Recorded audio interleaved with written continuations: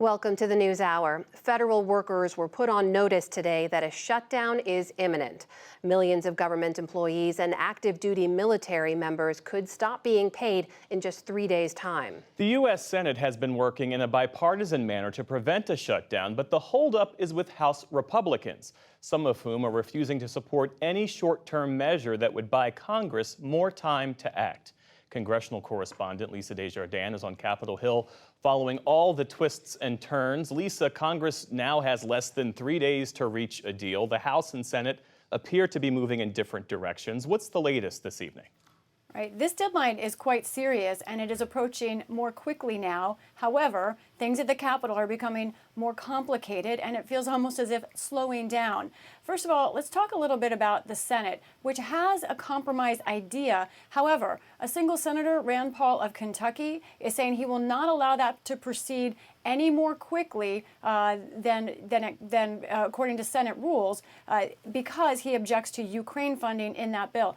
Jeff, what that means essentially is that we are on track for the Senate to be able to vote on its compromise spending plan no sooner than Monday. Something would have to change. So let's review where we are. Right now, the shutdown would start for most government agencies Sunday morning at 12:01, just after midnight on Sunday morning here in America.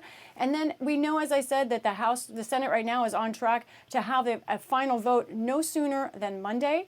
Now, the House, we don't know what their plan is. We're waiting to see it. House Speaker Kevin McCarthy has said he would have one. He wanted to have a vote on it tomorrow, but we're waiting to see.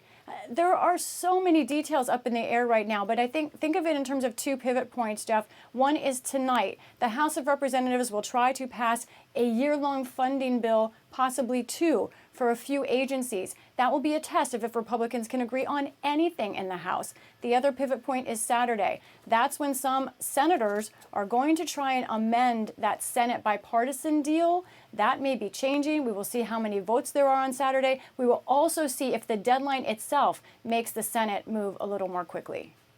Lisa, you mentioned Ukraine funding. Remind us of what other issues are at play here.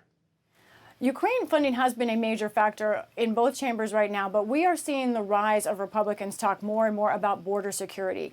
Initially, the reason we were not able to see spending bills pass in the House, and the reason we got to this point, was overspending amounts, the idea of the national debt, holdouts saying there had to be lower spending levels than even Republicans themselves agreed to just a few months ago.